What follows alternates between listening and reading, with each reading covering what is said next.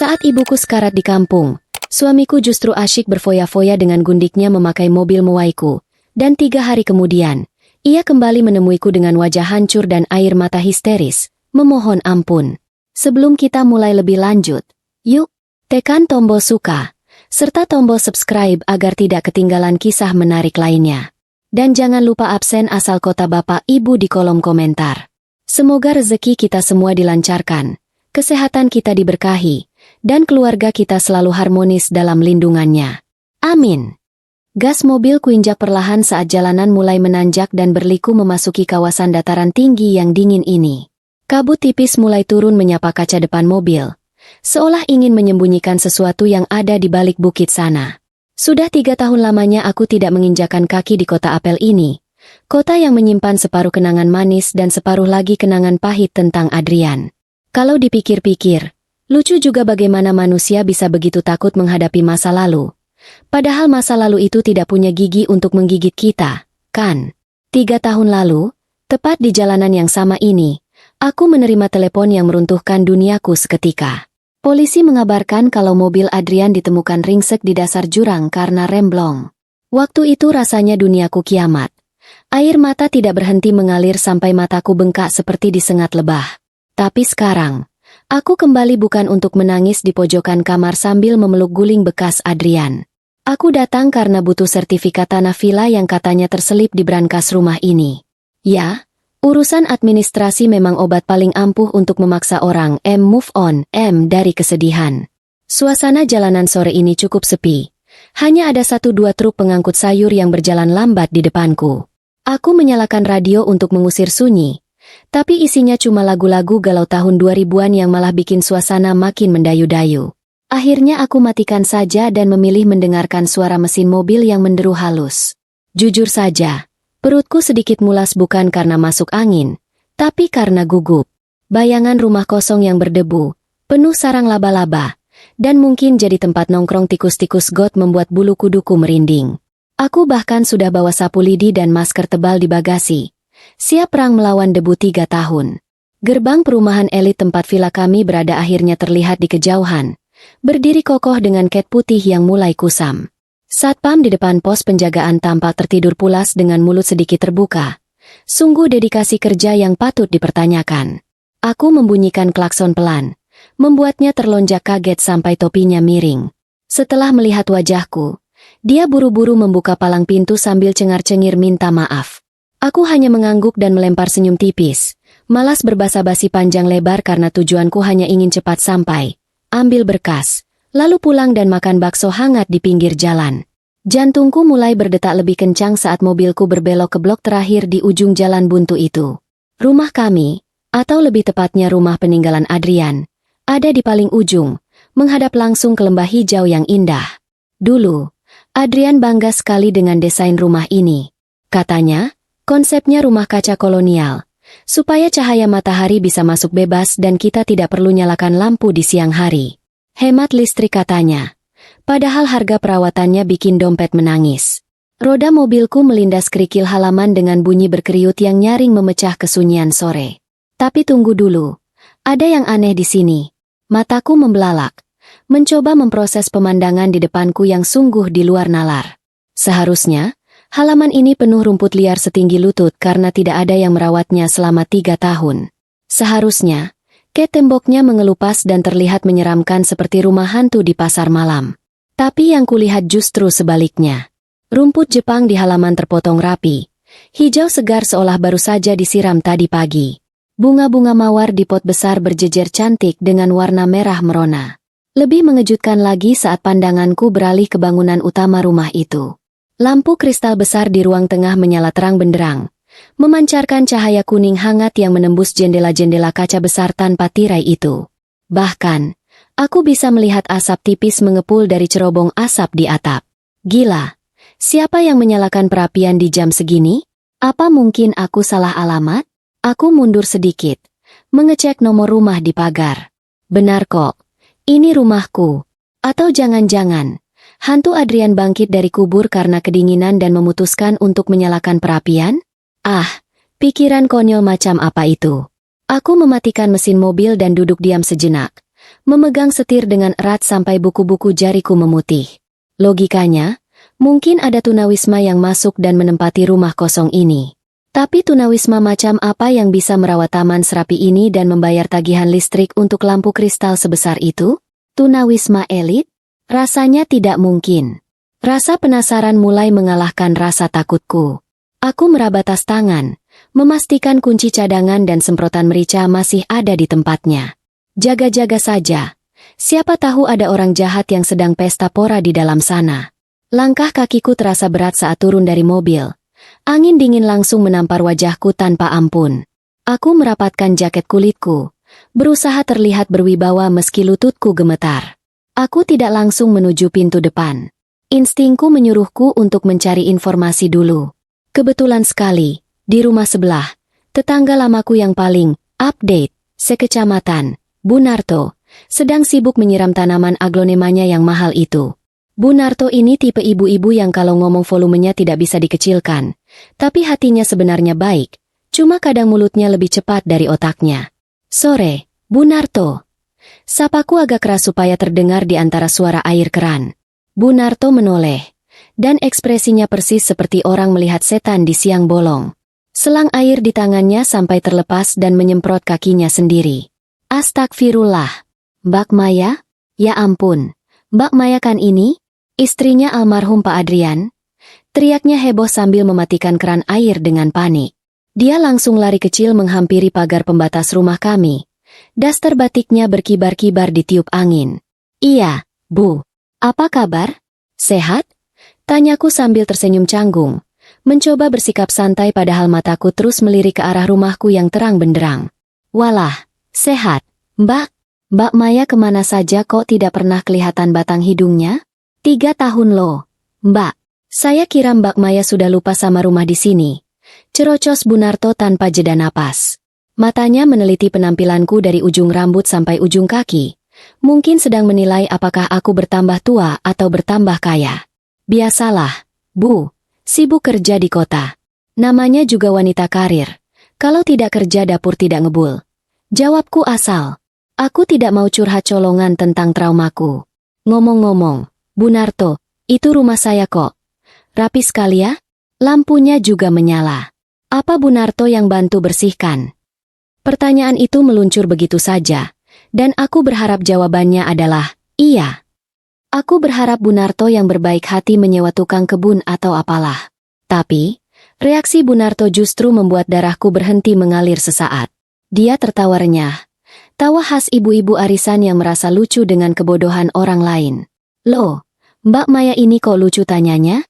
Ya jelas rapi dong, Mbak. Kan ada yang menempati. Masak Mbak Maya lupa? Kata Bu Narto sambil mengibaskan tangannya yang basah. Dahiku berkerut dalam. Bingung setengah mati. Yang menempati? Siapa? Bu? Saya tidak pernah menyewakan rumah ini ke siapapun. Kuncinya saja cuma saya yang pegang. Bu Narto mendadak berhenti tertawa. Wajahnya berubah sedikit bingung. Lalu dia mendekatkan wajahnya ke arahku seolah mau membocorkan rahasia negara. Loh, itu kan Mbak Rina yang tinggal di sana. Asistennya Mas Adrian dulu itu loh. Katanya dia diamanatkan Mas Adrian buat jaga rumah ini. Katanya demi si Junior juga biar udaranya segar. Rasanya seperti ada petir yang menyambar tepat di atas kepalaku, membuat telingaku berdenging seketika. Rina? Asisten Adrian? Si Rina yang kerjanya lambat dan selalu menunduk kalau bicara itu? Dan tunggu dulu. Junior? Siapa itu Junior? Otakku berputar cepat, mencoba mencerna informasi yang sungguh tidak masuk akal ini. Aku tidak pernah punya anak bernama Junior. Aku dan Adrian belum dikaruniai anak sampai dia meninggal. Mbak Rina? Ulangku dengan suara yang terdengar asing di telingaku sendiri. Maksud ibu, Rina mantan pegawainya Adrian? Dan, Junior itu siapa, Bu? Bu Narto menutup mulutnya dengan tangan.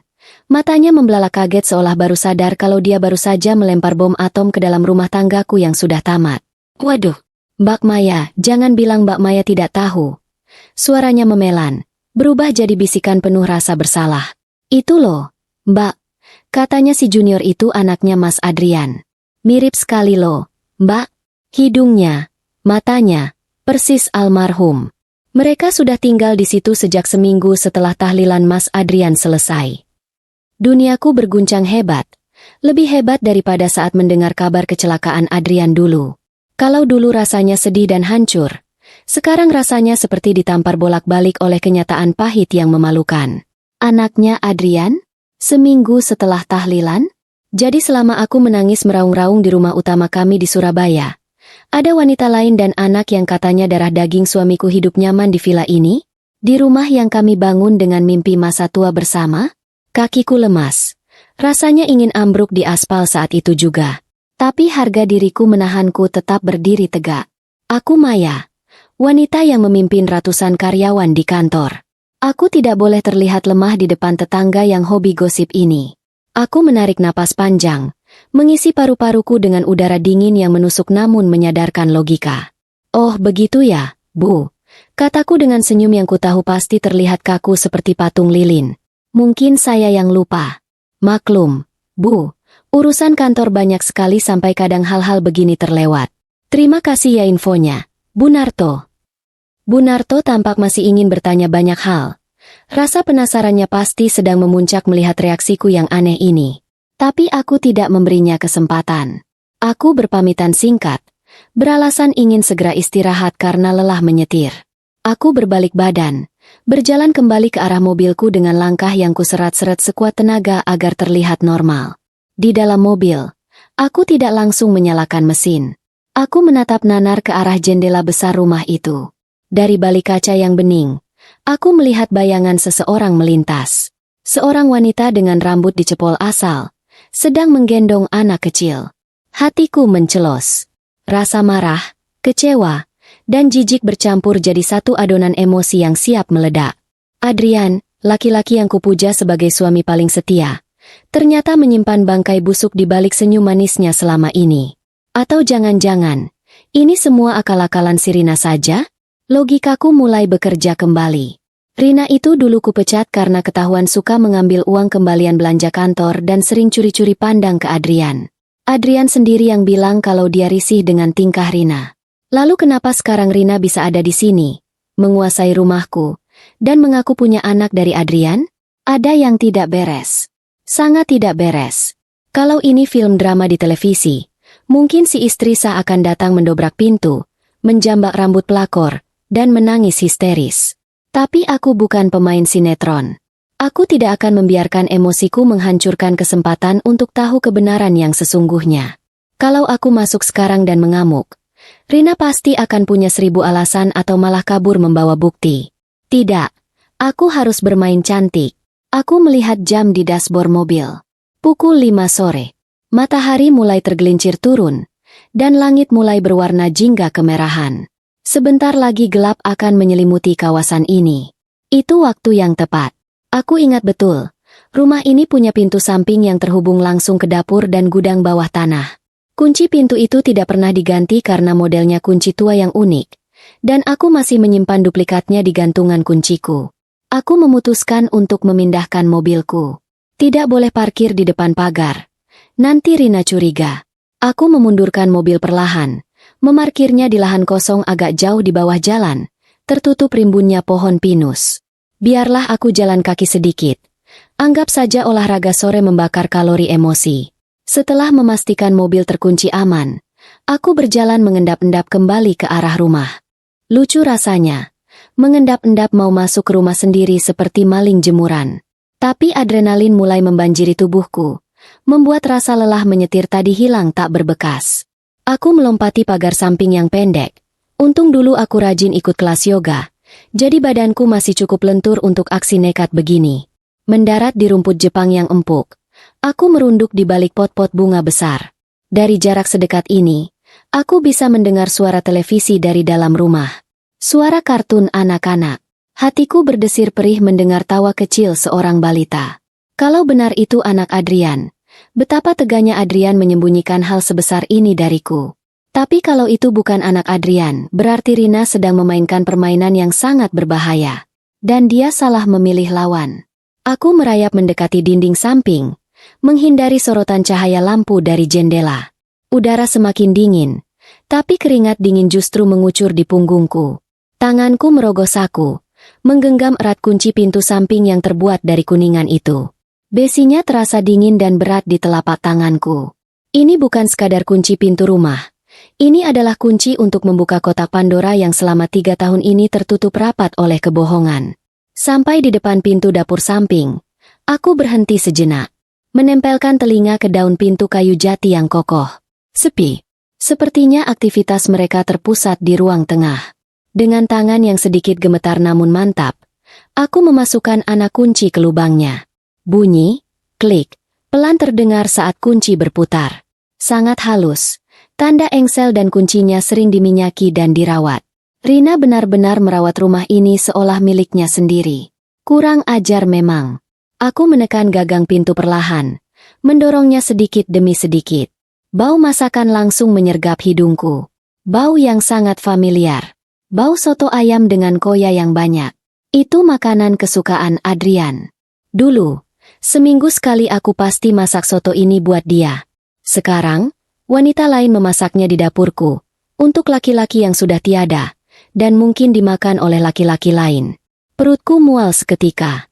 Aku melangkah masuk ke area dapur yang remang-remang. Hanya ada cahaya dari lampu kulkas yang pintunya sedikit terbuka. Pemandangan di dalam rumah lebih menyakitkan daripada yang kubayangkan. Bukan karena berantakan, tapi justru karena terlalu hidup. Ada mainan mobil-mobilan tergeletak di lantai, ada botol susu yang baru dicuci di rak piring, dan ada apron masakku, apron kesayanganku, tergantung di kursi makan. Rina benar-benar mengambil alih hidupku, bukan cuma suamiku. Dari arah ruang tengah, terdengar suara Rina yang sedang berbicara. Bukan bicara pada anak kecil, tapi bicara di telepon. Nadanya beda jauh dari suara Rina si asisten lugu yang ku kenal dulu. Suaranya tinggi, ketus, dan penuh percaya diri. Tenang saja, Mas. Si Maya janda bodoh itu tidak akan kesini. Dia terlalu sibuk sama karirnya dan terlalu trauma sama jalanan sini. Ucap Rina sambil tertawa mengejek. Lagian sertifikat dan deposito Adrian sudah aman buat masa depan kita. Kamu kapan kesini? Junior rewel nih cari papanya. Darahku mendidih sampai ke ubun-ubun. Tanganku mengepal kuat hingga kuku menancap di telapak tangan. Janda bodoh dia bilang? Oke, Rina. Mari kita lihat siapa yang bodoh di sini. Kamu baru saja menyalakan sumbu dinamit. Dan aku yang pegang korek apinya. Aku melepas sepatu hak tinggiku, menentengnya di tangan kiri. Dengan langkah tanpa suara, aku bergerak masuk lebih dalam ke rumahku sendiri, siap menjadi mimpi buruk paling nyata bagi mereka yang sudah mengkhianatiku. Permainan baru saja dimulai. Aku bergerak cepat, mengendap-endap seperti siluman di rumah yang dulunya adalah istanaku. Suara Rina yang sedang menelepon terdengar menjauh. Sepertinya dia pindah ke ruang makan atau teras belakang. Aku memanfaatkan kesempatan ini untuk segera menemukan tempat persembunyian yang aman, tempat di mana aku bisa mengamati dan mendengar tanpa terdeteksi. Pikiranku langsung tertuju pada satu tempat, walk-in closet di kamar utama. Kamar itu memiliki pintu tersembunyi yang menghubungkan langsung ke kamar mandi mewah Adrian. Menaiki tangga marmer itu rasanya seperti menapak tilas ke dalam kenangan yang berdebu. Dulu, setiap langkah Adrian di tangga ini selalu disambut hangat olehku. Sekarang, setiap langkahku dipenuhi rasa waspada dan dendam dingin. Lantai 2 terasa lebih mencekam. Udara di sana lebih dingin dan aroma parfum mawar Rina sangat menyengat. Aroma yang persis sama dengan yang dulu dia pakai saat masih jadi asisten Adrian. Aku ingat sekali, dia pernah bilang parfum itu murah, tapi ternyata wanginya bertahan lama sekali, bahkan sampai ke seluk-beluk kamar utamaku. Pintu kamar utama terbuka sedikit, dan aku mendorongnya tanpa suara. Di sana, di atas ranjang king size kami, tergeletak daster sutra milikku yang baru. Di sampingnya, ada bingkai foto yang dulunya berisi fotoku dan Adrian. Kini berganti foto Rina sedang tersenyum lebar sambil memegang standing microphone. Mungkin foto saat dia jadi biduan di hajatan. Aku menahan napas, menahan diri untuk tidak melempar bingkai itu ke dinding. Amarahku sudah di titik didih, tapi aku harus menjaganya agar tidak tumpah sebelum waktunya. Aku melesat masuk ke dalam walk-in closet mewah yang didominasi cermin dan rak kayu jati. Tempat itu penuh dengan pakaian Rina dan pakaian laki-laki yang bukan milik Adrian. Pakaian yang lebih mencolok, lebih norak. Kutarik pintu geser cermin perlahan, menyisakan celah kecil yang cukup untuk mengintip. Posisi ini adalah titik strategis. Aku bisa melihat seluruh kamar dan mendengar percakapan di luar pintu, apalagi kalau mereka kembali ke kamar. Tiba-tiba, terdengar suara langkah kaki menaiki tangga. Langkah yang berat dan tergesa-gesa. Itu bukan langkah Rina yang kecil dan ringan. Aku buru-buru memundurkan badanku di balik tumpukan kotak sepatu Adrian, membuat diriku sedekat mungkin ke dinding. Jantungku berdebar kencang, memukul-mukul tulang rusukku seperti genderang perang yang siap memanggil tentara. Pintu kamar terbuka dengan keras. Masuk seorang laki-laki bertubuh besar, dengan potongan rambut klimis dan kemeja batik yang terlihat terlalu ketat di tubuhnya. Dia tidak lain adalah si Wawan, sopir pribadi Adrian, yang kupecat setahun sebelum Adrian meninggal karena ketahuan suka menjual bensin mobil kantor untuk beli rokok kretek.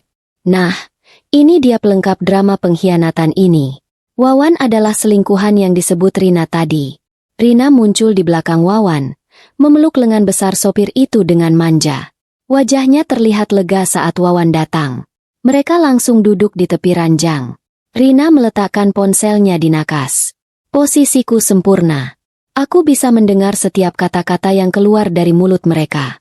"Kamu kenapa, sih, Mas? Kok panik banget datang ke sini malam-malam gini?" Tanya Rina dengan suara yang dibuat mendesah manja. Wawan mengusap peluhnya. "Aku paniklah, sayang. Aku tadi lihat mobil sedan hitam kayak mobil si Maya parkir di bawah dekat hutan pinus. Jauh. Tapi aku yakin itu mobilnya. Jangan-jangan si janda itu beneran balik." Rina tertawa meremehkan. "Ah, kamu ini paranoid. Itu pasti mobil turis yang kesasar. Kamu dengar sendiri tadi aku bilang ke dia. Maksudku ke temanku, kalau si Maya itu penakut, dia nggak akan berani ke sini. Rumah ini kan penuh kenangan buruk buat dia. Trauma sama Adrian, katanya." Wawan bangkit, berjalan mondar-mandir di depan pintu kloset tempatku bersembunyi. Jarak kami hanya tinggal 2 meter, dan aku harus menahan diri agar tidak batuk karena bau parfum aftershave Wawan yang menusuk hidung. Tapi, aku nggak tenang, Rin. Kita harus clearkan rumah ini. Sertifikatnya sudah kamu amanin belum? Kalau dia datang dan nemu sertifikat aslinya di brankas Adrian, kita tamat. Rina mendengus kesal. "Sudah, Mas Wawan. Sudah kuamankan. Aku sudah ganti dengan sertifikat palsu yang kita buat di kantor notaris langgananmu itu. Brankasnya juga sudah kukunci pakai tanggal pernikahan Maya dan Adrian. Si Maya kan sentimental banget sama tanggal itu. Dia pasti mengira kodenya masih sama. Padahal sudah kubuat beda total. Lagiannya, Mas, brankas itu sudah kosong isinya. Emasnya sudah kita jual buat beli mobilmu yang baru. Ingat." Aku tersenyum tipis di balik cermin kloset. Rina meremehkan kecerdasanku. Brankas Adrian memang dikunci pakai tanggal pernikahan kami. Tapi Adrian sudah menggantinya 2 minggu sebelum meninggal. Aku tahu kodenya. Tapi, aku pura-pura tidak tahu saja. Biar mereka mati penasaran. Rasa penasaran Wawan sepertinya tidak hilang-hilang. Dia kemudian mendekati meja kerja Adrian, menggeser laptop kerja Adrian, yang kini sudah jadi milik Wawan, dan menemukan tumpukan berkas. Itu berkas lama, berkas pemeriksaan medis Adrian sebelum kecelakaan. Aku ingat Adrian sempat mengeluh suka pusing dan mudah panik. "Lihat ini, Rin," kata Wawan sambil memegang selembar kertas diagnosis dari psikiater. "Ini surat dari psikiater Adrian. Katanya Adrian suka halusinasi dan takut berlebihan sebulan sebelum meninggal. Dia bahkan minta obat penenang dosis tinggi. Untung aku cepat. Ya, sayang. Kalau tidak, si Adrian bisa-bisa curiga dengan obat yang kita kasih ke dia." "Ya ampun, kamu ini ribet." Rina merebut kertas itu dan merobeknya dengan jijik. "Sudah kubilang, jangan bahas obat itu lagi. Aku sudah melakukan yang terbaik. Aku bilang ke Adrian kalau itu obat herbal buat kolesterolnya yang tinggi. Padahal itu kan obat yang bikin dia linglung, nggak fokus, dan selalu ngantuk saat menyetir. Si Adrian bodoh itu percaya saja. Dia sudah gila duluan karena kamu selalu menerornya lewat telepon anonim. Dia pikir dia sudah nggak waras sebelum kecelakaan itu." Kepalaku serasa dihantam palu godam berkali-kali. Jadi Adrian tidak meninggal karena remblong, melainkan karena obat yang membuatnya linglung dan rasa takut yang kubuat-buat. "Wawan, Sopir yang seharusnya menjaga Adrian, justru menerornya. Dan Rina, mantan asisten yang harusnya membantunya, justru memberinya obat yang membuatnya celaka. Mereka merencanakan kecelakaan ini. Ini bukan kecelakaan tunggal. Ini adalah pembunuhan berencana yang dilakukan dengan sangat rapi dan keji. Adrian dibunuh oleh 2 orang terdekatnya. Napas yang kuhela tertahan di dada. Aku harus menahan semua emosi ini. Jangan ada isak tangis. Jangan ada erangan. Aku harus tetap diam. Seolah-olah aku adalah lemari cermin yang tak bernyawa. Untungnya, Wawan dan Rina terlalu asyik dengan dunia mereka sendiri. Terlalu mabuk dengan kemenangan dan harta yang mereka rebut. Ngomong-ngomong, si Junior mana, Rin? Tanya Wawan. Nadanya mulai melunak. Junior lagi tidur di kamar tamu. Sudah kubilang, aku nggak mau anak kita tidur di kamar ini. Nanti dia jadi anak manja kayak Adrian. Jawab Rina santai. Dia kemudian bangkit, berjalan ke arah meja rias dan membuka sebuah kotak perhiasan. Rina mengeluarkan sebuah kalung liontin emas dengan inisial A. Itu adalah kalung hadiah ulang tahun yang kuberikan pada Adrian saat kami masih pacaran. Rina memandang kalung itu dengan senyum licik. Adrian bodoh itu menyimpan kalung ini di brankas. Padahal kuberikan ke dia kalung yang lebih mahal. Dia nggak tahu kalau kalung ini punya nilai sentimental. Aku akan jual ini besok. Lumayan buat beli tas baru. Aku melihat jam di nakas. Sudah pukul 6 sore. Langit di luar jendela mulai gelap. Aku harus bertindak sebelum Wawan dan Rina kembali asyik dengan agenda kotor mereka yang lain. Aku sudah punya cukup bukti lisan. Mereka sudah mengakui pembunuhan Adrian, teror yang membuat Adrian linglung, dan penggelapan harta. Aku harus keluar dari sini, tapi tidak boleh ketahuan. Pikiranku langsung tertuju pada kamar mandi. Kamar mandi utama memiliki jendela kecil yang menghadap ke kebun belakang yang rimbun dan tidak tersentuh. Dari sana, aku bisa melompat ke bawah dan kabur. Risiko patah kaki kecil, tapi risiko ketahuan dan dibunuh Wawan jauh lebih besar. Tiba-tiba, Wawan bangkit, berjalan ke arah kloset. Jantungku serasa jatuh ke lambung. Mataku terbelalak. Dia pasti mau mengambil pakaiannya. Aku merapatkan tubuhku ke dinding, memegang erat blazer yang tergantung di depanku. Aku haus nih, Rin. Ambilin aku air hangat di dapur. Capek banget nyetir dari kota. Pinta Wawan tanpa melihat ke arah kloset. Manja banget sih, Mas. Ambil sendiri sana. Aku lagi sibuk hitung uang penjualan perhiasan Adrian. Gerutu Rina. Wawan mendengus, lalu berjalan keluar kamar tanpa menyadari bahwa di balik pintu cermin yang ia lewati, istrinya yang janda bodoh sedang menahan napas sambil merencanakan kehancurannya. Begitu pintu kamar tertutup, aku langsung melesat ke kamar mandi. Aku tidak punya banyak waktu. Rina bisa kembali kapan saja. Aku mengunci pintu kamar mandi dari dalam dengan bunyi klik yang sangat pelan. Jendela kaca kecil yang terpasang di atas bak mandi itu sangat sempit, tapi harus kucoba. Aku menyingkirkan tirai sawer tebal, memanjat ke tepi bak mandi, dan membuka engsel jendela itu dengan sekuat tenaga. Angin dingin dan aroma tanah basah langsung menerpa wajahku. Aku mengintip ke bawah. Jaraknya lumayan tinggi, sekitar 3 meter. Di bawah sana ada semak-semak tanaman hias yang lumayan tebal. Aku menarik napas panjang. Ini bukan lari dari rumah. Ini lari menuju keadilan. Dengan satu tekad bulat, aku menjulurkan kakiku keluar, lalu melompat. Tubuhku menghantam semak-semak dengan bunyi bruk yang lumayan keras, disusul bunyi krek dari dahan semak yang patah. Untungnya, kakiku mendarat dengan aman di atas tanah. Tidak ada yang patah, hanya sedikit nyeri di pergelangan kaki. Aku tidak membuang waktu untuk meringis kesakitan. Aku langsung merangkak keluar dari semak-semak, bergerak cepat menuju pagar belakang yang berbatasan dengan hutan pinus. Pagar itu lebih rendah. Aku melompatinya tanpa kesulitan. Begitu kakiku menyentuh tanah becek di luar area rumah, aku berlari sekencang-kencangnya menuju tempat mobilku terparkir. Saat aku berlari di bawah naungan pohon pinus yang tinggi, aku mendengar suara klakson mobil yang melengking dari arah rumahku. Rina dan Wawan pasti sudah menyadari ada sesuatu yang tidak beres.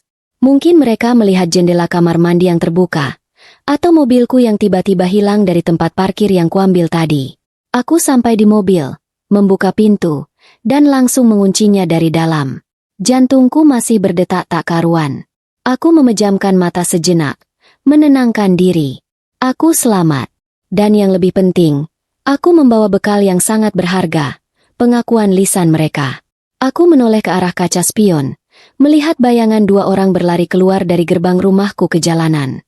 Wawan dan Rina pasti sedang mencariku. Aku menyalakan mesin mobil. Biarkan mereka bingung. Biarkan mereka panik.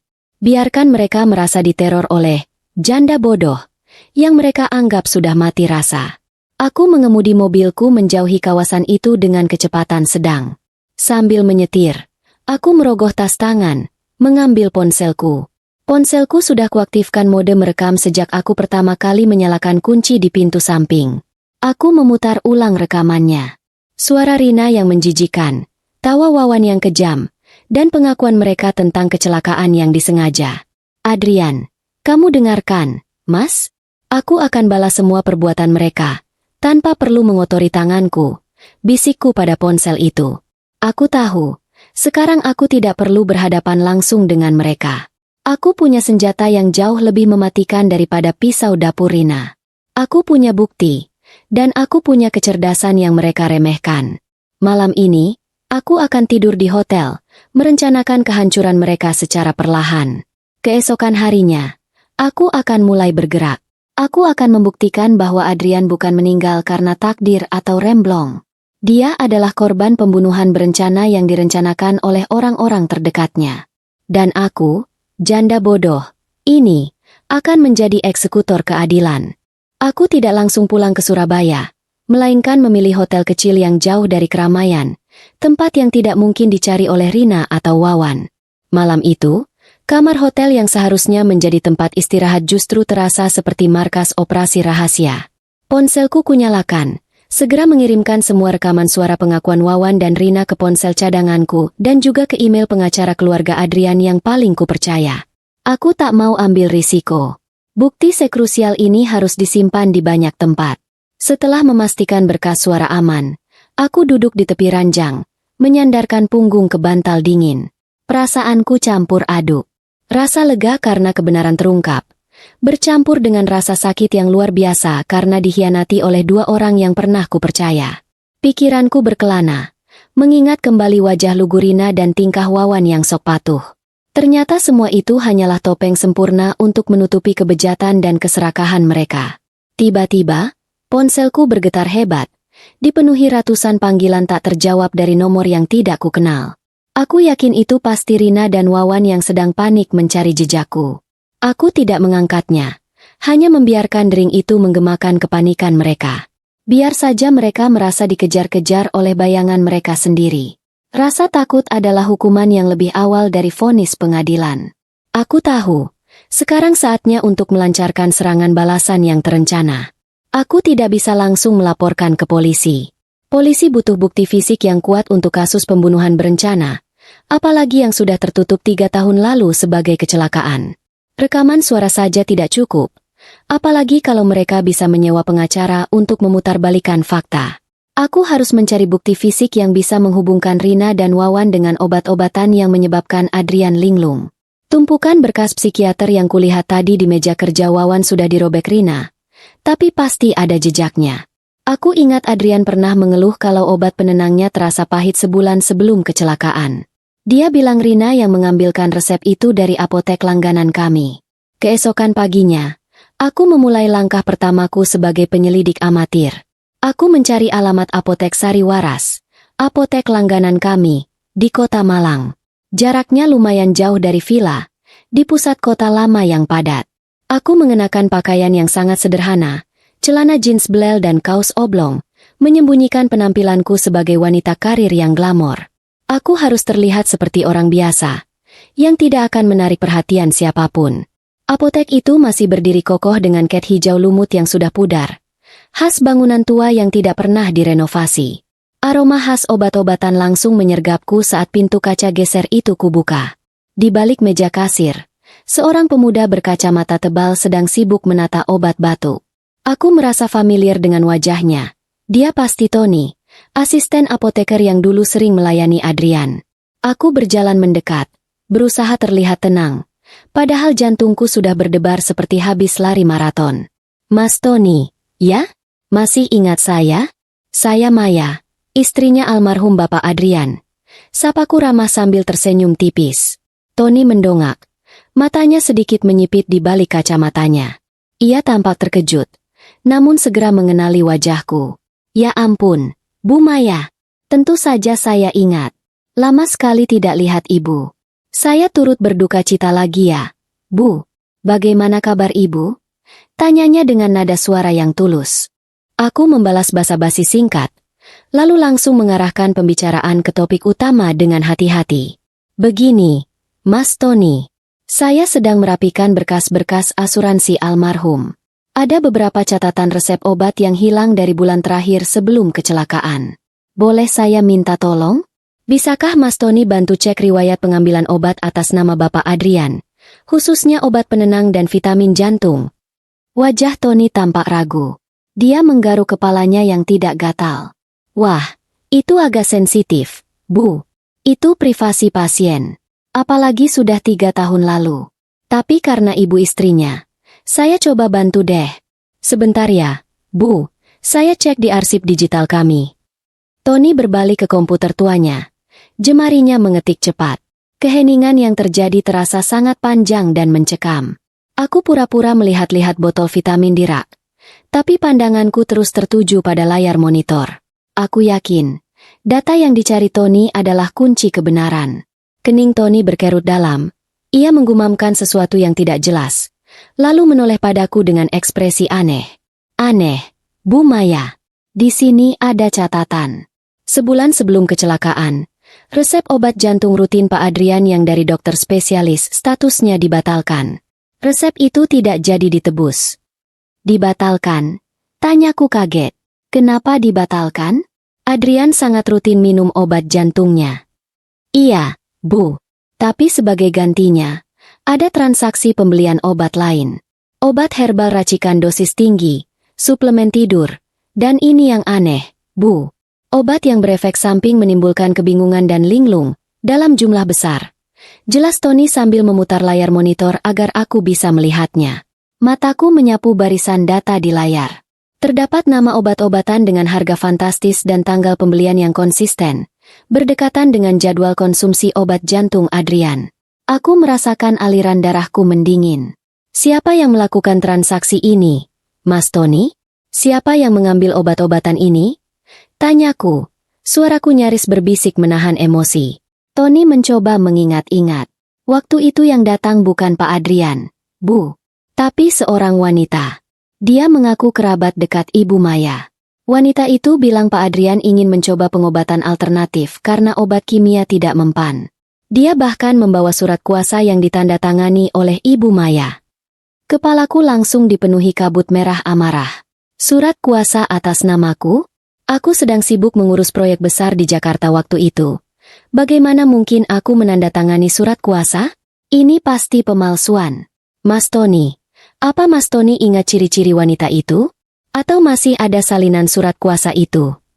Tony memejamkan mata, mencoba menggali memori lamanya. Saya ingat, Bu. Wanita itu cantik, rambutnya panjang, dan bicaranya sangat meyakinkan. Dia pakai gelang emas yang ada liontin huruf R atau D, gitu. Oh, ya, dia juga bayar tunai dan kasih tip lumayan banyak ke saya waktu itu. Jadi saya ingat. Gelang emas dengan liontin inisial. Cantik dan meyakinkan. Itu sudah jelas sekali. Itu adalah Rina. Adrian pernah membelikannya gelang murahan saat dia ulang tahun karena kasihan. Dan aku pernah melihatnya dipakai Rina saat gathering kantor. Tony kemudian masuk ruang arsip dan kembali membawa map lusuh. Di dalamnya ada fotokopi surat kuasa. Aku menyambarnya. Tanda tangan di sana jelas sekali dipalsukan. Dan tanggal di surat itu. Mas Tony, pada tanggal ini, saya sedang dirawat di rumah sakit di Surabaya karena demam tinggi. Kataku, menunjukkan tanggal di surat itu. Saya tidak mungkin menandatangani surat ini. Tony tampak terkejut. Dia baru menyadari bahwa dia tanpa sengaja telah menjadi bagian dari plot pembunuhan. Aku meminta Tony untuk membuat salinan semua data transaksi dan surat kuasa palsu itu. Tony mengerjakannya dengan wajah penuh penyesalan. Keluar dari apotek itu, rasanya seperti membawa batu besar di punggungku. Bukti ini adalah peluru pertamaku. Rina memalsukan identitasku, mengganti obat Adrian dengan racun yang lambat, dan menyebabkan kecelakaan itu. Aku berjalan menuju mobilku, menatap tajam lembaran fotokopi di tanganku. Inilah bukti fisik yang kubutuhkan. Aku tidak akan melapor polisi sekarang. Aku harus membiarkan mereka panik terlebih dahulu. Ketakutan akan membuat mereka berbuat kesalahan fatal, dan aku akan menangkap mereka di puncaknya. Aku menyalakan mesin mobil, lalu mengambil ponsel lamaku yang sudah 3 tahun mati di laci mobil. Aku tidak bisa menggunakan ponsel ini untuk menyerang, karena mereka pasti sudah memasang alat penyadap. Aku menyalakannya, membiarkan ratusan notifikasi panggilan tak terjawab dari Rina dan Wawan membanjiri layar. Biarkan mereka melihat aku sudah aktif. Biarkan mereka berpikir aku sudah kembali, tapi masih menjadi janda bodoh yang mereka remehkan.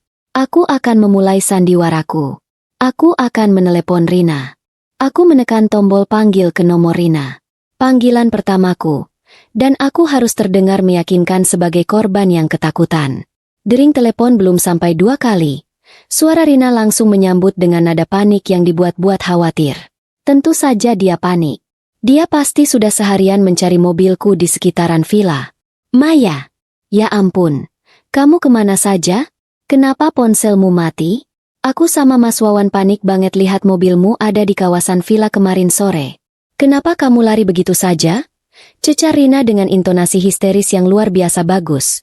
Dia memang pantas mendapatkan penghargaan aktris pendukung terbaik. Aku memejamkan mata sejenak, membayangkan wajah licik Rina yang kini sedang berakting cemas. Aku mulai berbicara, suaraku kulemahkan, kubuat bergetar seolah aku sedang demam dan ketakutan setengah mati. Aku menceritakan sebuah kebohongan yang dirancang dengan matang, kebohongan yang akan menguatkan anggapan mereka bahwa aku adalah wanita penakut dan mudah percaya hal mistis. Rina, aku takut sekali, kataku, membuat suara isak tangis yang kubuat-buat di ujung kalimat. Aku memang sempat sampai di villa, tapi begitu aku turun dari mobil, aku melihat bayangan Adrian. Sosoknya berdiri di teras, matanya merah, menatapku dengan marah. Aku langsung pusing, sesak napas, dan aku lari. Aku lari secepat mungkin, meninggalkan mobil di sana. Aku menambahkan detail yang lebih konyol. Aku lari ke jalan raya, menumpang truk sayur yang lewat. Ponselku mati karena kehabisan baterai. Aku terlalu syok untuk menyetir. Jadi aku langsung naik bus umum ke Jakarta. Aku baru berani menyalakan ponsel sekarang karena aku ingin minta bantuanmu.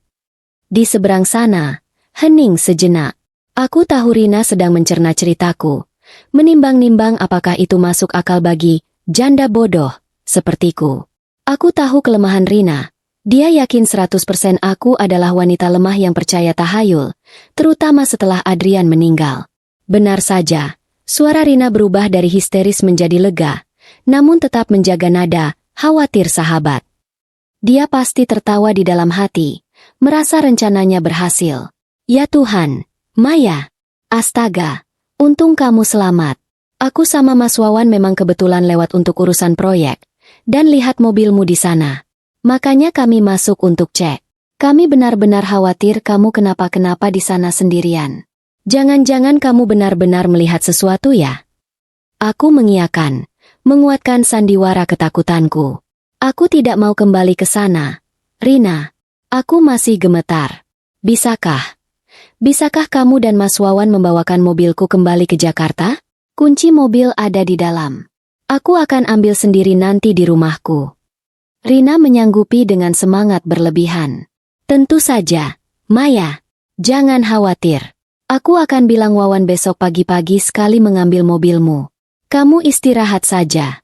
Nanti malam, aku janji akan datang ke rumahmu, menemanimu. Kita minum teh hangat, ya. Panggilanku tutup. Aku melempar ponselku ke kursi penumpang. Aku tertawa. Tawa yang tidak lucu dan sangat dingin. Mereka termakan umpanku bulat-bulat. Mereka berpikir aku lari ketakutan karena hantu.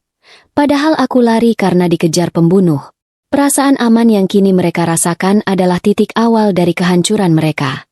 Mereka berpikir rahasia mereka masih aman terkunci di villa, padahal aku sudah membawa kunci utamanya, pengakuan mereka dan bukti fisik dari apotek.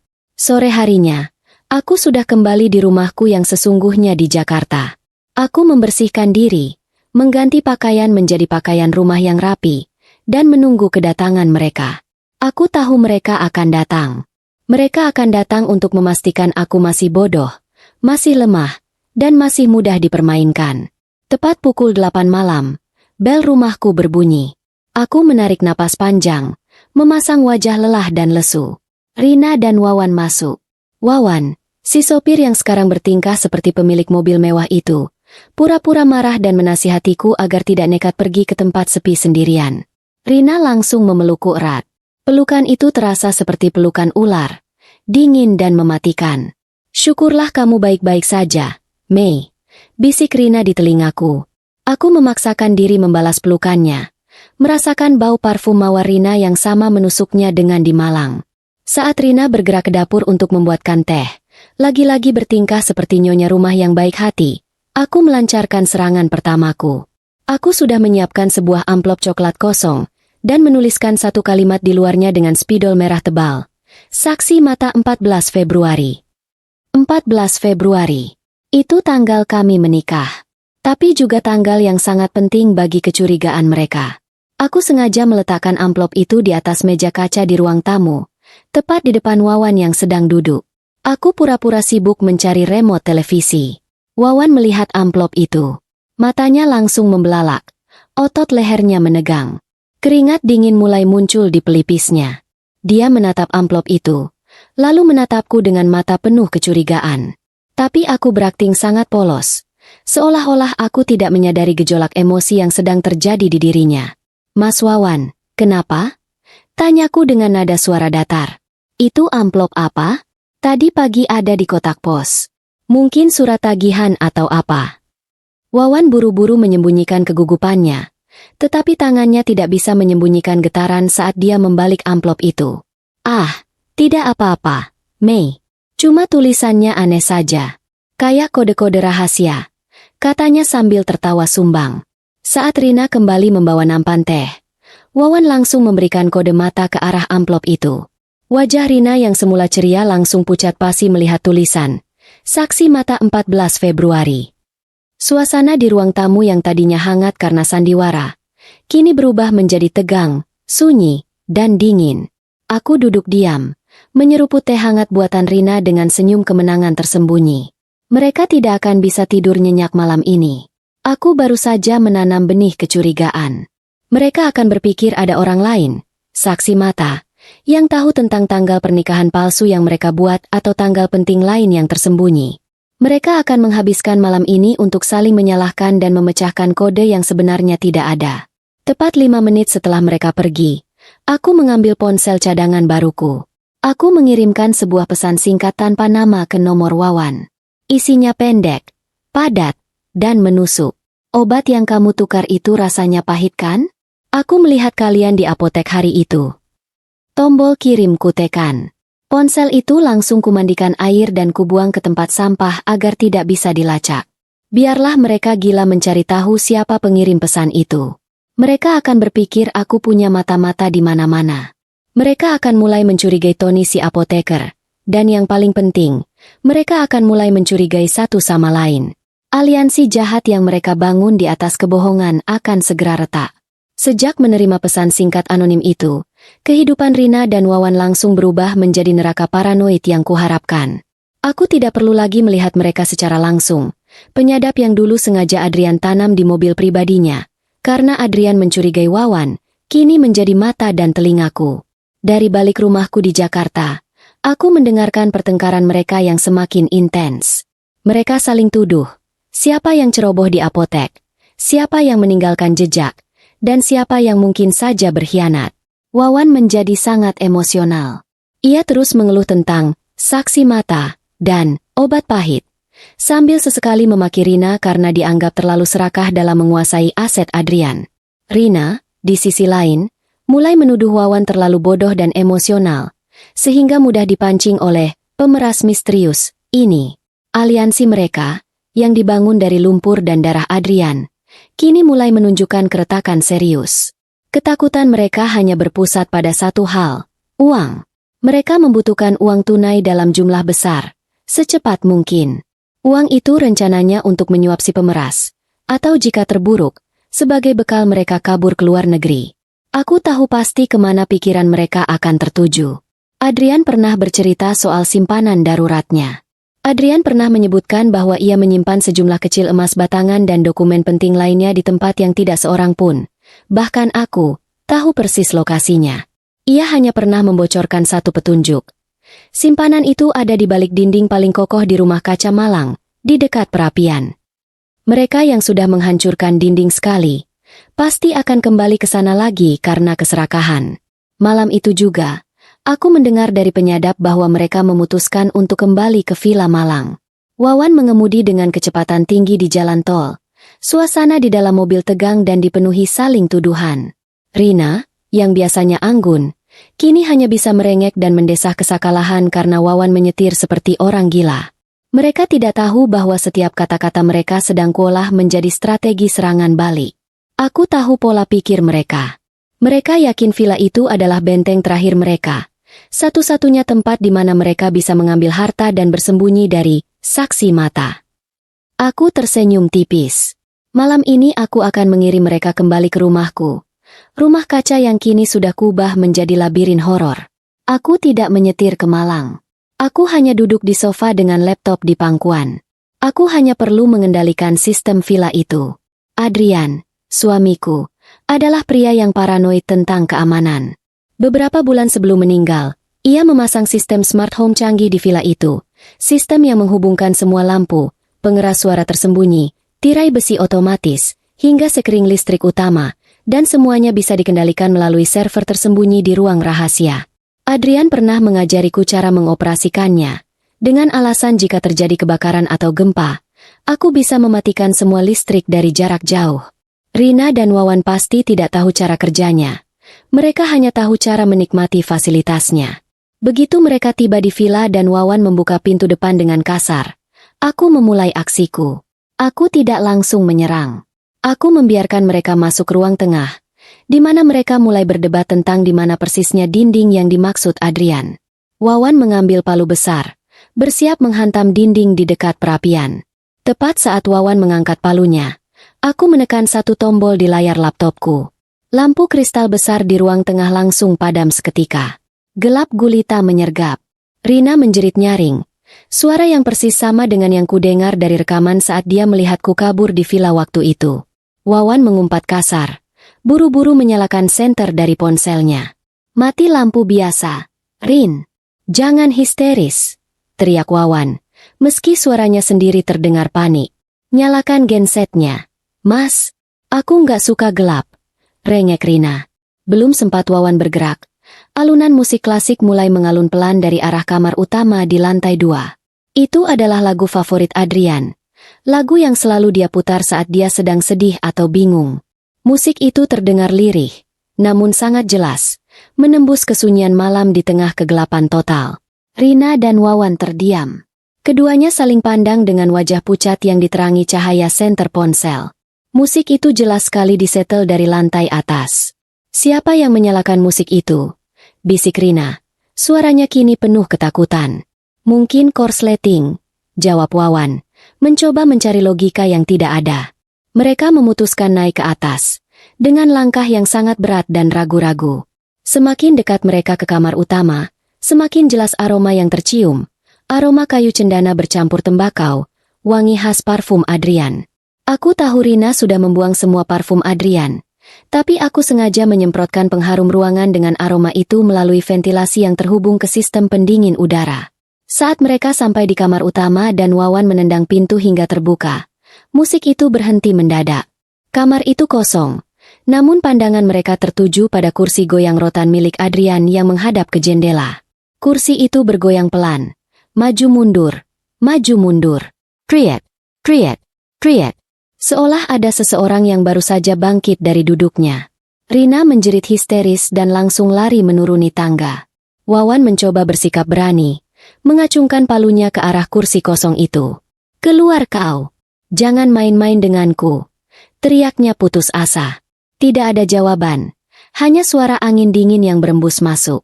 Keberanian Wawan langsung runtuh. Ia berbalik dan lari menyusul Rina ke lantai bawah, meninggalkan palu dan ego gilanya di lantai atas. Aku tersenyum di balik layar laptopku. Tahap pertama berhasil. Saat mereka tiba di ruang makan dengan napas terengah-engah, aku memberikan kejutan kedua. Di atas meja makan kaca yang bersih, meja yang tadi siang mereka lap, kini tergeletak sebuah amplop putih. Amplop itu sama sekali tidak ada di sana 10 menit yang lalu. Wawan mendekati meja. Tangannya gemetar saat mengambil amplop itu. Isinya adalah selembar kertas fotokopi. Terlihat seperti laporan hasil otopsi. Di sana tertulis dengan tinta merah tebal. Penyebab kematian, racun herbal aconitum. Ditemukan oleh saksi mata. Wawan menjatuhkan kertas itu. Lututnya lemas.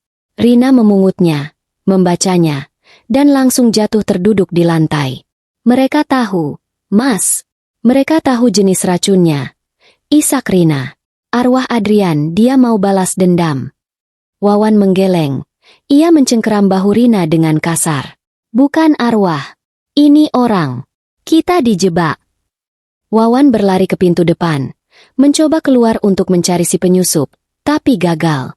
Pegangan pintunya macet. Ia mencoba pintu belakang. Jendela. Semuanya terkunci rapat. Kemudian, tirai besi otomatis yang Adrian pasang untuk keamanan tiba-tiba turun. Menutupi semua jendela dan pintu. Mengunci mereka di dalam villa seperti tikus dalam perangkap. Aku mengaktifkan rekaman terakhir. Dari pengeras suara tersembunyi, terdengar suara tawa Adrian yang riang dan hangat. Tawa yang dulu selalu menenangkanku, kini menjadi suara vonis hukuman mati bagi mereka. Tawa itu berulang-ulang, seolah mengolok-olok kebodohan mereka. Mereka terkurung, sendirian dalam gelap, dikelilingi oleh bayangan hantu dan bukti kejahatan yang muncul entah dari mana. Aku mematikan semua sistem audio, hanya menyisakan kegelapan dan keheningan yang mencekam. Biarkan mereka saling menyalahkan dan membiarkan ketakutan merobek aliansi jahat mereka sampai pagi. Aku tahu, besok pagi mereka tidak akan memikirkan apapun selain kabur dari villa terkutuk itu. Dan saat itulah, aku akan memberikan serangan final. Matahari pagi menyusup masuk melalui celah-celah tirai besi yang mulai terangkat secara otomatis. Namun cahaya itu tidak mampu menghangatkan kengerian yang menyelimuti villa. Wawan dan Rina menghabiskan malam dengan duduk berimpitan di sudut ruang tengah. Tidak tidur barang sedetik pun. Wajah mereka terlihat kuyu, mata merah, dan penuh lingkaran hitam. Jauh dari kesan pasangan selingkuh yang hidup mewah. Begitu tirai besi itu terangkat penuh, memperlihatkan pemandangan taman yang indah di pagi hari, naluri bertahan hidup mereka langsung menyala. Mereka tidak lagi peduli dengan emas batangan, sertifikat palsu, atau bahkan anak yang sedang tidur di kamar tamu. Yang mereka inginkan hanyalah lari sejauh mungkin dari rumah yang mereka yakini telah dihantui arwah Adrian dan dikejar. Saksi mata, misterius. Mereka menyeret diri keluar dari rumah, meninggalkan jejak kekacauan berupa dinding yang hancur dan amplop berisi laporan otopsi palsu. Namun, ketakutan semalam telah mengubah dinamika hubungan mereka. Rasa percaya yang menjadi dasar kejahatan mereka kini hancur lebur. Di dalam mobil Wawan, tidak ada lagi kemesraan. Mereka saling diam, merencanakan langkah masing-masing untuk menyelamatkan diri sendiri. Aku, yang terus memantau dari penyadap di mobil, menyadari perubahan ini. Rina mulai menyusun rencananya sendiri. Aku mendengar dia menelepon seseorang dengan suara berbisik, menyepakati pertemuan di sebuah gudang tua di pinggiran kota untuk transaksi jual-beli tanah di bawah tangan. Aku tahu, Rina berencana kabur sendirian, menjual sertifikat villa yang asli, yang pasti berhasil ia curi dari brankas Wawan atau Adrian, lalu meninggalkan Wawan sendirian untuk menghadapi semua kekacauan ini. Ini adalah kesempatan emas untuk mengadu domba mereka hingga benar-benar hancur. Aku tersenyum dingin. Ini namanya skakmat sempurna. Rina punya sertifikat asli, dan Wawan berpikir ia yang paling berkuasa. Aku hanya perlu menanamkan satu kalimat keraguan di kepala Wawan. Aku mengambil ponsel cadanganku yang baru, mengirimkan pesan singkat anonim ke nomor Wawan. Isinya pendek, padat, dan mematikan. Pasanganmu sedang menjual asetmu. Gudang tua Jalan Pancingan nomor 8, pukul 10. Jangan biarkan dia kabur dengan uangmu. Ponsel itu langsung kumatikan dan kubuang. Aku tahu, pesanku akan sampai di saat yang paling tepat. Wawan yang sedang menyetir dan dilanda paranoid pasti akan membacanya. Dan benar saja, hanya dalam beberapa detik, aku mendengar teriakan Wawan dari penyadap. Sialan! Jadi ini rencanamu, Rin? Hah? Teriak Wawan. Suaranya dipenuhi amarah yang meledak-ledak. Dia langsung meminggirkan mobil di bahu jalan. Maksudmu apa, Mas? Balas Rina dengan suara panik yang tidak lagi dibuat-buat. Wawan langsung merampas tas tangan Rina, mengobrak-abrik isinya dengan kasar. Rina menjerit. Tapi Wawan tidak peduli. Dia menemukan map berisi sertifikat tanah asli villa. Wajah Wawan memerah padam. Urat lehernya menegang. Jadi ini, kamu mau jual rumah itu dan kabur sendirian? Kamu mau tinggalkan aku di sini menghadapi hantu dan pemeras itu? Hah? Gertak Wawan. Mas, dengar dulu. Aku jual buat kita. Uangnya buat bayar si pemeras itu. Rina mencoba berbohong, memegangi pipinya yang baru saja ditampar keras oleh Wawan. Pembohong. Pesan ini bilang kamu mau kabur. Wawan membanting setir. Tanpa banyak bicara, Wawan memutar arah mobil dengan beringas. Dia tidak jadi pulang ke Jakarta. Tujuan barunya adalah gudang tua yang kusebutkan. Dia ingin memergoki Rina dengan pembelinya dan memberi pelajaran kepada mereka semua. Di kursi penumpang, Rina menangis dan berteriak minta diturunkan. Tapi Wawan sudah gelap mata. Ia mengunci pintu mobil secara sentral dan memacu kendaraannya seperti orang kesetanan. Aku tertawa getir di Jakarta. Pertarungan mereka kini bukan lagi melawanku, tapi melawan keserakahan mereka sendiri. Pukul 10:05, Wawan tiba di lokasi yang kusebutkan. Gudang tua itu sepi. Di sana, sudah terparkir sebuah mobil sedan hitam. Pembeli itu sebenarnya adalah suruhanku. Seorang kenalan lama yang hanya kuminta untuk menunggu di sana sebagai umpan. Wawan menyeret Rina keluar dari mobil. Wajahnya beringas dan matanya liar. Mana orangnya? Mana yang mau kamu kasih sertifikat ini? Wawan mengguncang tubuh Rina. Mas, sadar. Kita dijebak. Tidak ada pembeli. Rina mencoba menyadarkannya. Tapi Wawan sudah tidak mendengarkan. Wawan melihat ke gudang tua dan menemukan kunci roda tergeletak di pintu. Ia mengambilnya, siap menyerang orang di dalam sedan hitam itu. Saat perhatian Wawan teralihkan, Rina melihat kesempatan. Ia mendorong Wawan sekuat tenaga hingga Wawan terhuyung. Lalu ia berlari masuk ke kursi pengemudi mobil Wawan. Rina mengunci pintu dan mencoba menyalakan mesin. Wawan yang menyadari Rina hendak kabur, berlari mengejar. Dia memukul kaca jendela mobil dengan kunci roda. Kaca samping pecah berhamburan. Rina menjerit, menginjak gas dalam-dalam. Mobil melesat maju, hampir menabrak Wawan. Wawan tidak menyerah. Ia melihat ada mobil pick-up tua berwarna biru yang kuncinya tergantung di pintu gudang. Sebuah mobil milik salah satu karyawan gudang yang juga sudah kuatur agar kuncinya tetap tergantung.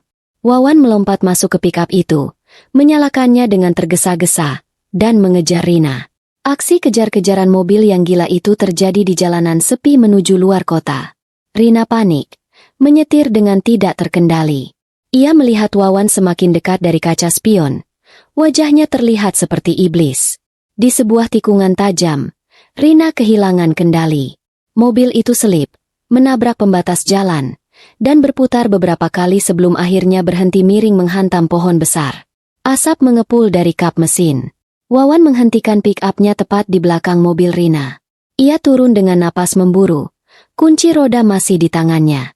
Ia berjalan mendekati bangkai mobil mewah itu.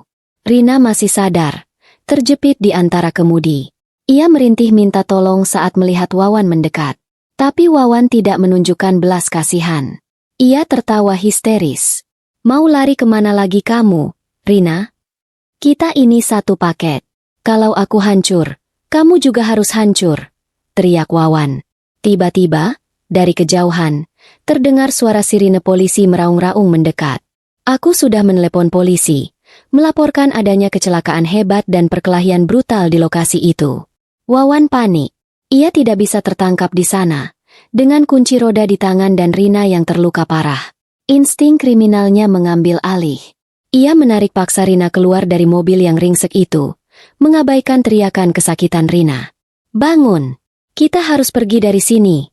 bentak Wawan, menyeret Rina masuk ke dalam pick-up tua itu. Wawan memutar mobil pick-up itu dan kabur ke arah jalan tikus yang menuju kembali ke Malang.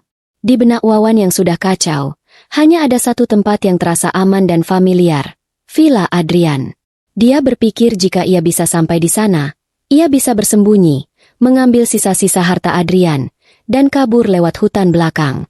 Dia tidak sadar bahwa dia justru sedang berlari masuk kembali ke dalam perangkap yang kusiapkan. Panggung terakhir sudah menantinya di villa kaca itu. Mobil pick-up tua yang dikemudikan Wawan meraung keras saat menanjak jalanan curam menuju villa. Mesin yang tua itu dipaksa bekerja melampaui batas, memuntahkan asap hitam pekat ke udara pegunungan yang dingin. Di kursi penumpang, Rina meringkuk kesakitan. Wajahnya lebam, dan napasnya tersendat-sendat karena rasa nyeri yang menusuk di bagian rusuknya akibat benturan keras tadi. Tidak ada lagi sisa-sisa Rina yang anggun atau Wawan yang berlagak gentleman. Yang ada hanyalah dua penjahat yang terjebak dalam kepanikan, saling membenci, dan dikejar oleh bayangan hukum. Wawan mencengkeram kemudi dengan mata melotot. Di kepalanya yang kacau, villa itu adalah satu-satunya benteng pertahanan terakhir. Dia yakin, begitu dia berhasil mengambil sisa harta dan kabur lewat hutan di belakang, dia akan bebas. Begitu sampai di halaman depan villa, Wawan tidak lagi peduli dengan kerapian. Ia membiarkan mobil pick-up itu berhenti miring di tengah pekarangan bunga mawar yang indah, melindas beberapa tanaman dengan kejam. Ia turun, menyeret Rina keluar dari mobil, mengabaikan rintihan kesakitan wanita itu. Wawan menggunakan kunci cadangan untuk membuka pintu utama. Begitu mereka masuk, ia langsung membanting pintu dan menguncinya rapat-rapat. Dia menumpuk kursi dan meja ke depan pintu sebagai barikade darurat, seolah polisi akan mendobrak masuk detik itu juga. Suasana di dalam villa terasa mencekam. Langit di luar mulai gelap karena mendung tebal, membawa pertanda badai yang akan segera turun. Wawan mendudukkan Rina di sofa ruang tengah, lalu ia berlari ke dapur, mencari peralatan yang ia butuhkan. Ia kembali membawa palu besar dan linggis. Matanya menatap liar ke arah dinding di samping perapian, dinding yang ia yakin menyembunyikan brankas Adrian. Dinding itu dilapisi wallpaper bermotif klasik yang elegan, tapi bagi Wawan, itu hanyalah penghalang terakhir menuju kebebasan finansialnya. Tanpa membuang waktu sedikit pun, Wawan mulai menghantamkan palu ke dinding. Bam! Bam! Suara hantaman itu menggema ke seluruh ruangan, memecah kesunyian villa. Debu semen dan serpihan batu bata mulai berhamburan, mengotori lantai marmer yang bersih. Rina terbatuk-batuk karena debu, mencoba memohon Wawan untuk berhenti. Ia merasa ada yang tidak beres dengan rumah ini. Firasatnya mengatakan mereka sedang diawasi. Wawan sudah tuli terhadap akal sehat. Ia terus memukul, merobek wallpaper, menghancurkan plesteran semen. Hingga akhirnya, terdengar bunyi denting logam yang nyaring. Mata Wawan berbinar-binar kegirangan. Ia memukul lebih keras di area itu, merontokkan sisa-sisa semen, hingga terlihatlah sebuah pintu brankas besi berwarna hitam yang tertanam kokoh di dalam dinding. Wawan tertawa histeris, menjatuhkan palunya, dan berlutut di depan brankas itu. Tiket kebebasannya ada di depan mata. Emas batangan senilai miliaran rupiah pasti ada di dalamnya. Cukup untuk hidup mewah di luar negeri dan melupakan semua kekacauan ini. Namun, tawa Wawan terhenti mendadak saat ia melihat panel kunci brankas tersebut.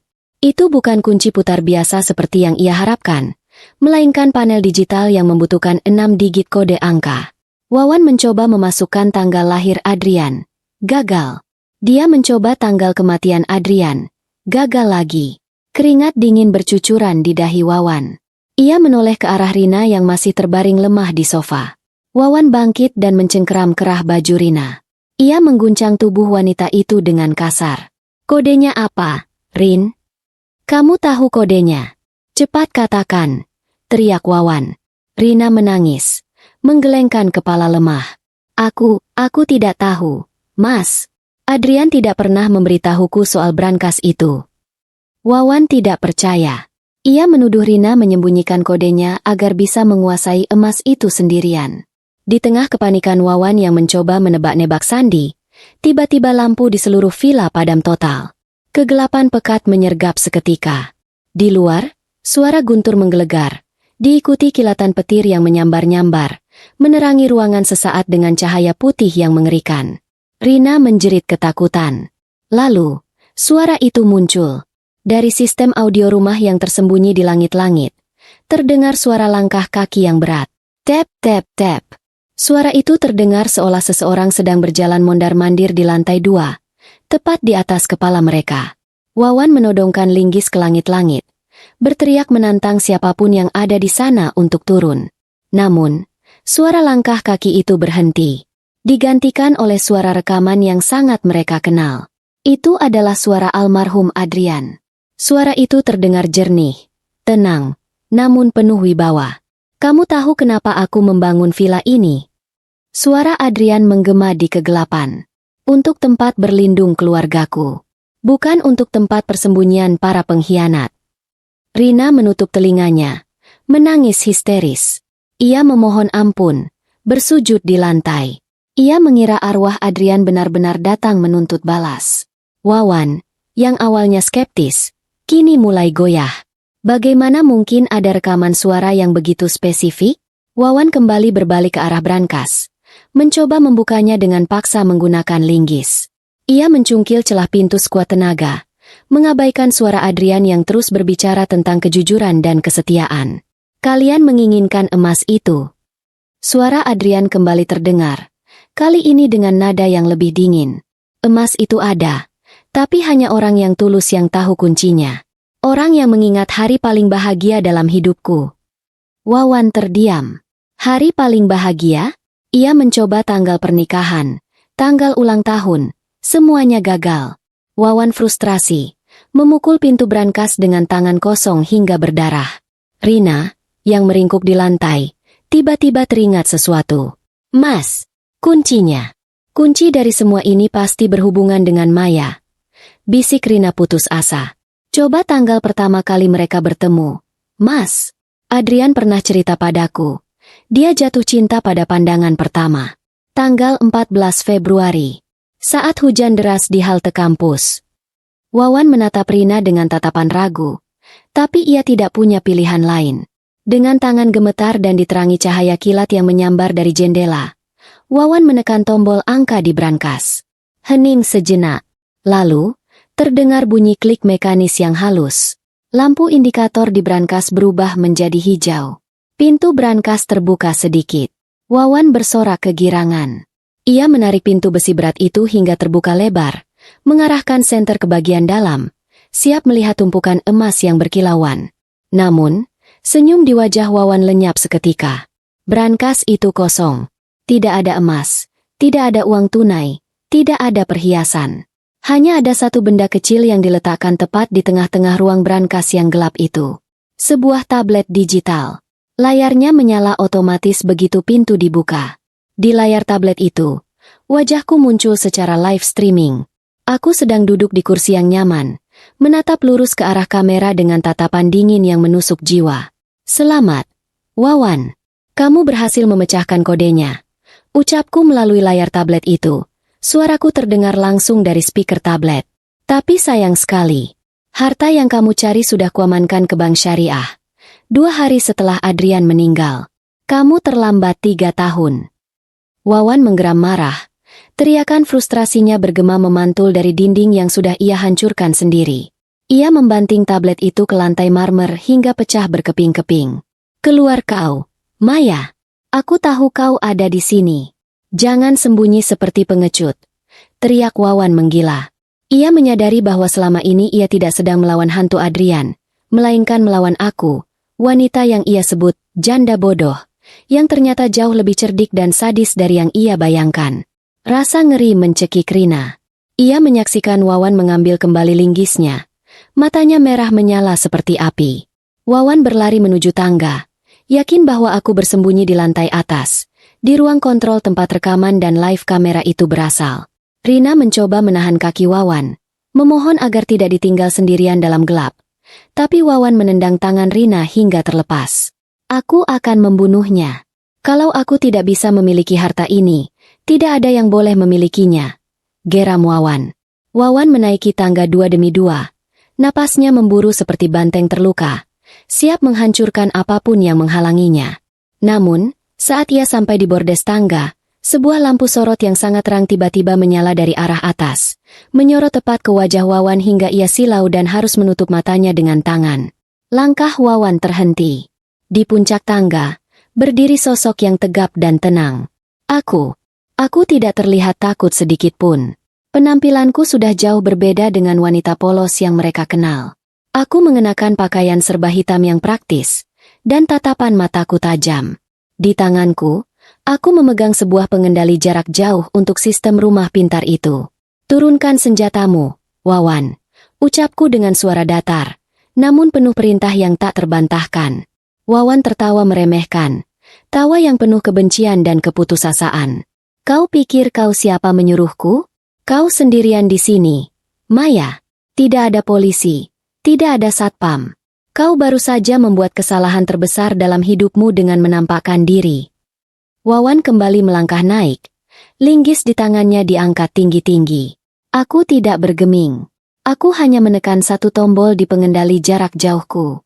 Tiba-tiba, dari sisi kiri dan kanan dinding tangga, menyembur gas asap pemadam api otomatis. Asap putih tebal itu langsung menyelimuti Wawan, membuatnya batuk-batuk hebat dan kehilangan orientasi. Wawan terhuyung mundur. Matanya perih bukan main. Ia mengayunkan linggisnya membabi buta ke udara kosong, tapi tidak mengenai apa-apa. Adrian memasang sistem keamanan ini untuk melindungi kami dari perampok. Suaraku terdengar bergema dari speaker di dinding. Tapi dia tidak pernah menyangka, perampoknya justru adalah sopirnya sendiri. Di bawah, Rina yang mendengar keributan itu mencoba menyeret tubuhnya ke arah pintu keluar. Ia ingin kabur, tidak peduli pada Wawan. Namun, pintu utama masih terhalang barikade kursi dan meja yang dibuat Wawan sendiri. Rina menangis putus asa, menyadari bahwa mereka benar-benar terjebak dalam perangkap yang tak terlihat. Asap di tangga perlahan menipis karena kipas penyedot udara otomatis menyala. Wawan masih berdiri di tengah tangga. Wajahnya merah dan matanya berair. Tapi kemarahannya belum surut.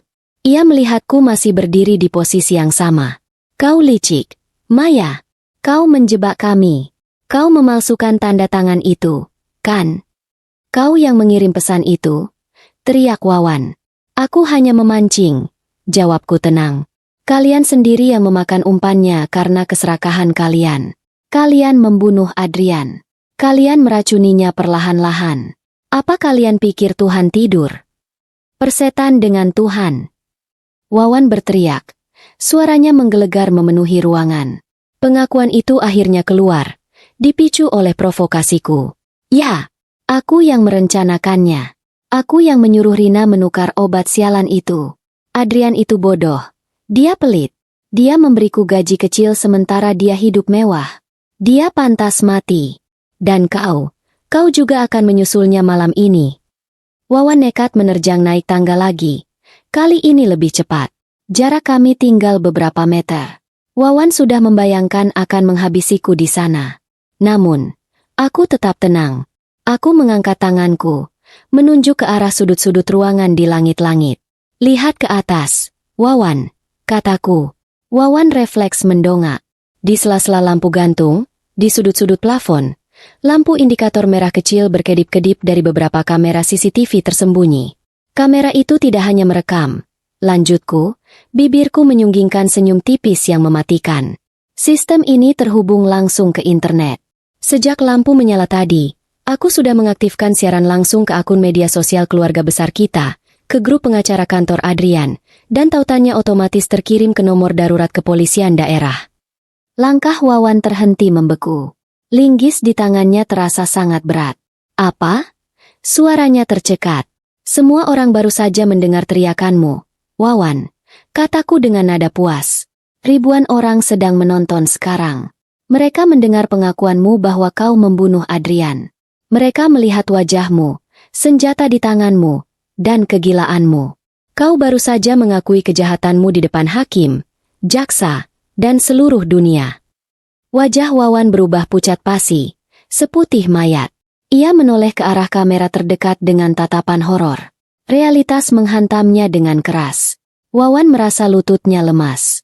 Linggis di tangannya jatuh, berdenting menimpa anak tangga, menggelinding ke bawah. Dari kejauhan, di luar dinding villa yang tebal, sayup-sayup terdengar suara sirine mobil polisi yang semakin mendekat. Bukan satu, tapi banyak raungan sirine itu membelah badai menjadi musik pengiring kehancuran Wawan dan Rina. Wawan mundur perlahan, menggelengkan kepala tidak percaya. Tidak mungkin. Gumamnya. Ia berbalik, berlari menuruni tangga, melompati tubuh Rina yang masih terkapar, dan berusaha membongkar barikade di pintu depan. Ia berhasil membuka kunci pintu, menarik gagangnya dengan kasar. Pintu terbuka. Angin kencang dan air hujan langsung menyembur masuk. Namun, Wawan tidak bisa melangkah keluar. Di halaman villa, puluhan lampu sorot dari mobil polisi sudah menantinya. Cahaya biru dan merah berputar-putar menyilaukan mata. Beberapa polisi bersenjata lengkap sudah berdiri dalam posisi siaga. Angkat tangan. Jatuhkan senjata Anda. Anda sudah terkepung. Suara peringatan dari megafon polisi terdengar tegas. Wawan terpaku di ambang pintu. Di belakangnya, Rina menangis meraung-raung, menyadari nasib mereka sudah tamat. Di ambang pintu, Wawan berdiri membeku.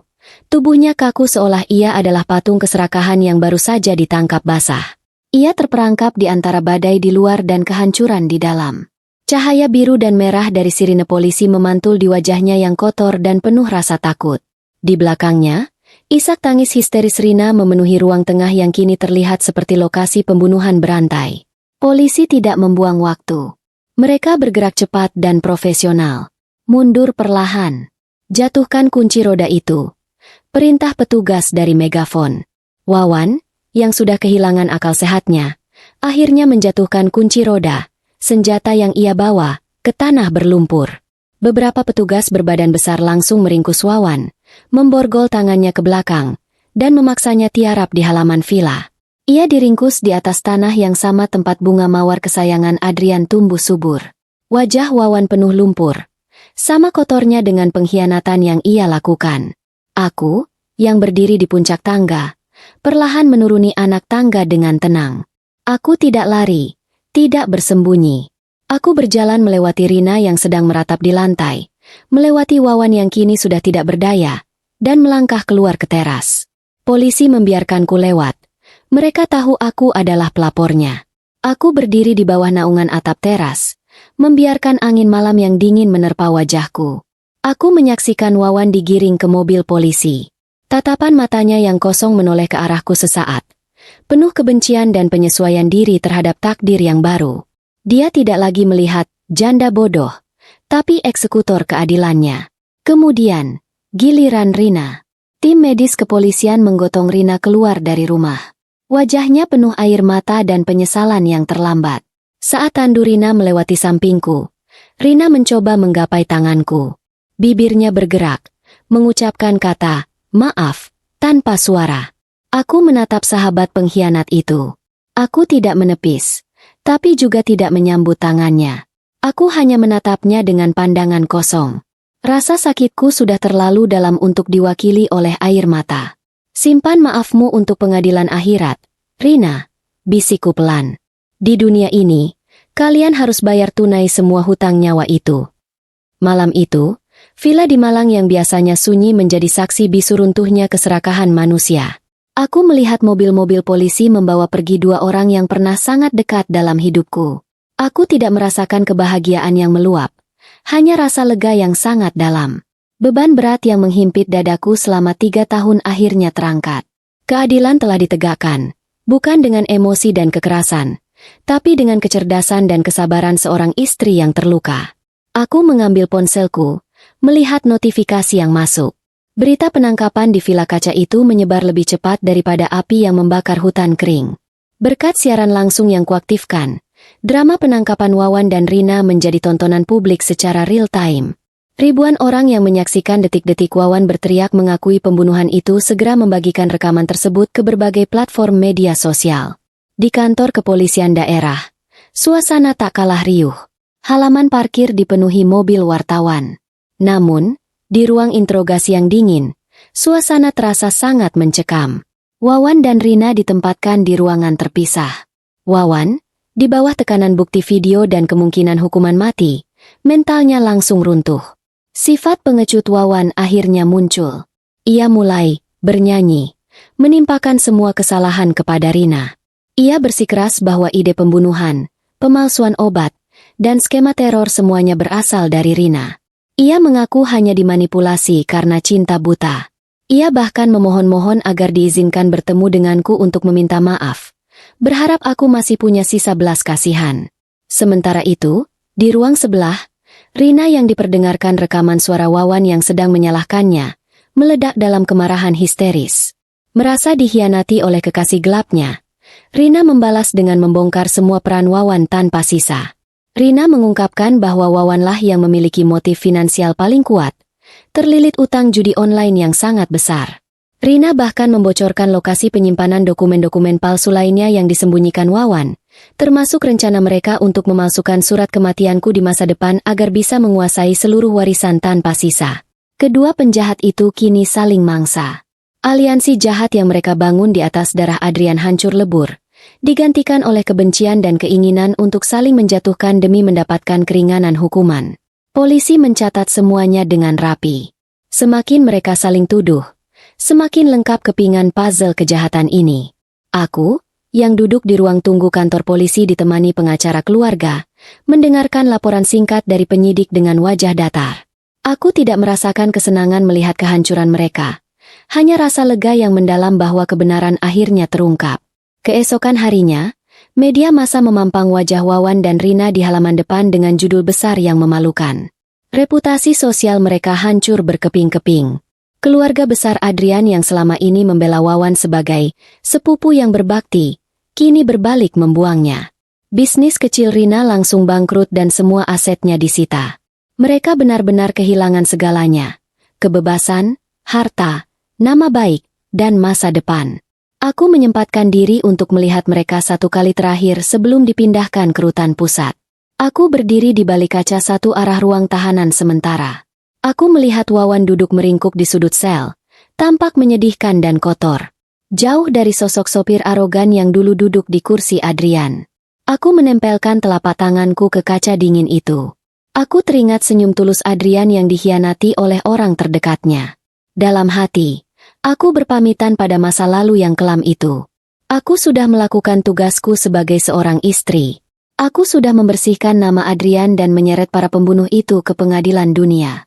Sekarang sisanya, aku serahkan pada hukum negara dan hukum Tuhan. Aku berbalik, melangkah keluar dari kantor polisi, disambut oleh cahaya matahari pagi yang terasa lebih hangat dari biasanya. Aku tahu, aku telah menutup lembaran kelam hidupku. 6 bulan telah berlalu sejak malam badai dan penangkapan dramatis di villa kaca itu. Roda keadilan berputar hingga mencapai titik akhirnya. Di ruang pengadilan yang padat pengunjung dan diliput media, hakim mengetukkan palunya 3 kali dengan tegas, menandai berakhirnya persidangan panjang yang melelahkan. Vonis telah dijatuhkan. Wawan dan Rina dinyatakan bersalah atas tindak pidana pembunuhan berencana, pemalsuan dokumen, dan penggelapan aset. Majelis hakim tidak memberikan ampun sedikitpun, mengingat kekejian cara mereka menghabisi nyawa Adrian dan ketiadaan rasa penyesalan yang tulus selama persidangan. Wawan dijatuhi hukuman penjara seumur hidup. Saat vonis dibacakan, ia pingsan di kursi terdakwa. Harapannya untuk menghirup udara bebas telah musnah selamanya. Ia akan menghabiskan sisa hidupnya di balik jeruji besi, menua sendirian, dihantui oleh bayangan Adrian. Sementara itu, Rina divonis 20 tahun penjara. Wajahnya yang dulu cantik kini terlihat tua dan keriput. Matanya kosong tanpa harapan. Hukuman sosial bagi mereka bahkan lebih berat. Nama mereka akan selamanya tercatat dalam sejarah kriminal sebagai contoh nyata dari keserakahan yang membinasakan. Karma telah membayar lunas setiap tetes air mataku dan setiap rasa sakit yang dirasakan Adrian. Selesai urusan pengadilan, aku kembali ke villa kaca di Malang. Villa itu kini tampak berbeda. Aku melakukan renovasi besar-besaran. Aku membuang semua perabotan yang pernah disentuh oleh Wawan dan Rina, sofa tempat mereka merencanakan kejahatan, ranjang yang mereka tiduri, bahkan dinding yang dihancurkan Wawan demi harta yang tidak ada, semuanya kurombak total. Aku ingin menghapus jejak energi negatif mereka dari tempat itu. Namun, Satu hal yang tidak kuubah adalah taman bunga mawar di halaman depan. Bunga-bunga itu tetap tumbuh subur, mekar dengan warna merah dan putih yang mempesona, seolah merayakan kemenangan kebaikan atas kejahatan. Aku memutuskan untuk tidak menjual villa itu, meski sudah banyak tawaran masuk. Aku mengubah fungsinya. Kini, sebuah pelang kayu artistik tergantung di gerbang depan, bertuliskan, Pusat Pemulihan Kreativitas Adrian. Aku mendedikasikan villa tersebut sebagai tempat singgah sementara bagi para istri atau korban pengkhianatan dan kekerasan dalam rumah tangga, memberikan mereka ruang aman untuk menyembuhkan diri dan menata hidup baru. Ruang tengah tempat Wawan dulu mengumpat dan merokok kini menjadi ruang konseling dan lokakarya. Suara tawa dan semangat para wanita yang berjuang mengisi ruangan-ruangan yang dulunya sunyi dan mencekam. Sore itu, aku duduk di bangku taman, memandangi para wanita yang sedang berbagi cerita dan merajut harapan di antara barisan bunga mawar. Angin sejuk pegunungan meniup lembut ujung rambutku. Aku merasakan kedamaian yang luar biasa di hati. Rasa dendam, marah, dan sedih yang dulu membakar jiwaku kini telah padam, berganti dengan rasa syukur dan ketenangan. Aku menatap ke langit yang mulai jingga. Aku merasa seolah-olah Adrian sedang tersenyum padaku dari atas sana. Aku tahu suamiku pasti bangga. Harta yang dulu menjadi rebutan dan sumber malapetaka, kini telah menjadi sumber berkah dan penyembuhan bagi banyak orang. Wawan dan Rina mungkin mengira harta adalah segalanya, tapi mereka lupa bahwa warisan terbesar seseorang adalah kebaikan yang ditinggalkan. Semuanya sudah selesai, Adrian. Bisikku pelan pada angin yang berhembus. Kamu bisa istirahat dengan tenang sekarang. Rumah ini sudah kembali bersih. Sebersih hatimu dulu. Aku sudah menemukan keadilan, dan aku sudah menemukan kedamaianku. Aku bangkit dari dudukku saat azan maghrib mulai berkumandang dari masjid desa di kejauhan. Aku berjalan masuk ke dalam rumah yang kini penuh dengan cahaya dan kehidupan. Tidak ada lagi hantu masa lalu. Tidak ada lagi ketakutan. Aku telah menutup lembaran kelam hidupku dan membuka lembaran baru yang penuh dengan harapan. Aku belajar bahwa kejahatan mungkin bisa menang sesaat, tapi kebenaran dan kesabaran selalu akan memenangkan babak terakhir.